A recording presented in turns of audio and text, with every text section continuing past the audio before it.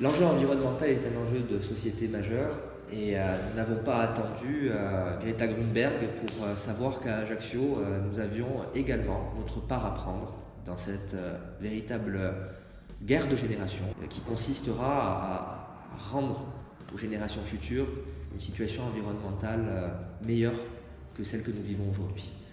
Alors il y a des prises de position dans un premier temps. Je fus le premier à poser la question de la pollution générée par le trafic maritime. Nous avons aujourd'hui des outils de mesure qui nous permettent d'avoir des données sur la qualité de l'air à Ajaccio, et dès notre arrivée aux responsabilités, j'ai eu à trancher un sujet majeur. La CAPA établissait son nouveau plan de déplacement urbain et il fallait choisir les scénarios. Le choix que j'ai fait et que j'assume pleinement est celui d'un scénario visant à rendre notre ville, notre territoire intercommunal meilleur en matière de qualité de l'air. Cela passe par une autre vision de nos transports, de nos déplacements. Cela passe également par une nouvelle vision de l'aménagement urbain. Beaucoup de choses ont été dites sur le plan local d'urbanisme. Je sais que mon adjointe, Nicole Otaille, en a parlé, mais qu'il me soit permis de rappeler que ce document est un document beaucoup plus restrictif que celui qui l'a précédé en 2013, qui est un document qui place la préservation de notre environnement, de notre nature, de notre écosystème, et donc de nous, les êtres humains, au cœur. Il est nécessaire également d'avoir une réflexion sur l'énergie, et même si ce n'est pas la responsabilité du maire d'Ajaccio ou du président de la CAPA, nul ne peut ignorer que depuis des années, et même avant d'être maire de la ville d'Ajaccio, je me suis fortement mobilisé pour faire en sorte que la production d'énergie sur le territoire du pays ajaccien et sur la ville d'Ajaccio soit plus propre. Nous ne pouvons plus accepter aujourd'hui que nous soyons dotés d'une usine de production au fioul lourd sur Ajaccio. Je ne l'accepte pas. Sur ce qui nous a été permis de réaliser durant cette mandature, il y a d'abord une fierté. C'est l'endroit dans lequel nous nous trouvons.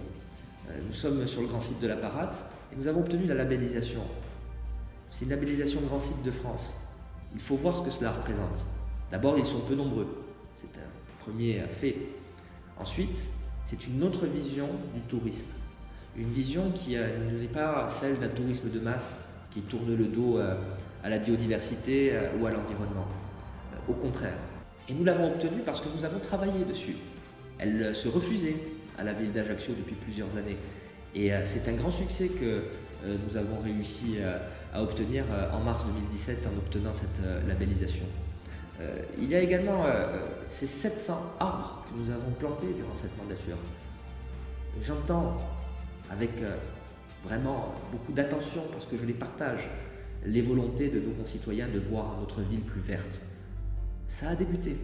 Ça a débuté parce qu'il y a une volonté politique derrière ça. Fut un temps où on coupait des arbres, on ne les replantait pas à Ajaccio. Aujourd'hui, il y en a 700 en plus. Et nous avons l'intention d'aller beaucoup plus loin.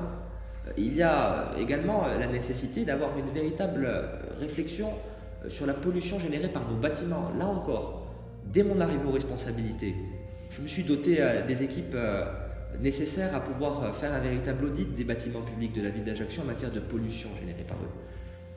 Nous sommes aujourd'hui en capacité de pouvoir avancer. Nous avons obtenu des labellisations, des pavillons bleus, 2 plages très connues à Ajaccio, celle du Trottel et celle de la Terre Sacrée, ont fait l'objet de cette labellisation.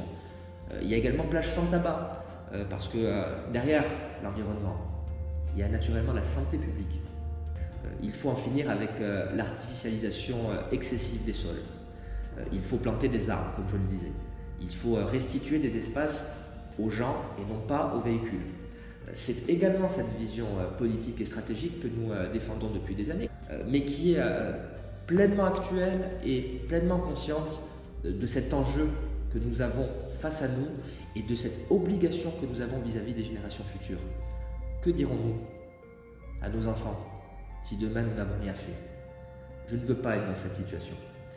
Donc l'environnement, sa protection, la qualité de notre air, la désartificialisation des sols, le fait d'avoir une charte de l'arbre en ville, le fait de discuter avec nos partenaires, notamment l'ONF avec lequel nous avons signé une convention en vue de protéger nos espaces naturels, le fait de faire cette symbiose entre l'humain et la nature, l'aménagement d'espaces protégés, pour des chemins de randonnée, mais également ce grand projet de parc que nous avons à Saint-Joseph. Là encore, la ville se réappropriera un espace qui lui était fermé. Il sera public, il appartiendra aux Ajacciennes et aux Ajacciens. Nous devons également penser à un nouvel urbanisme, un urbanisme qui tienne compte de l'évolution de notre environnement, mais également de l'évolution des mentalités. Aujourd'hui, les projets immobiliers ne peuvent pas être uniquement tournés vers la rentabilité. Ils doivent également être tournés vers leur performance en matière environnementale. C'est la raison pour laquelle nous nous sommes engagés sur des programmes d'écoquartier. C'est une labellisation qui comporte 10 obligations. Une seule manquante et ce n'est pas un écoquartier. Et évidemment, il y a aussi des nouveaux modes de transport. Et nous avons conscience aujourd'hui que nous devons d'abord organiser notre ville afin de pouvoir faciliter les transports publics. Des transports publics qui devront peut-être fonctionner avec des combustibles plus propres. Ça, c'est une première chose. Et des transports qui donc devront retrouver de leur efficacité. Ça, c'est une véritable ambition que nous avons et que nous portons dans notre plan de déplacement urbain. Mais également d'autres modes de déplacement, plus doux. Je pense au vélo.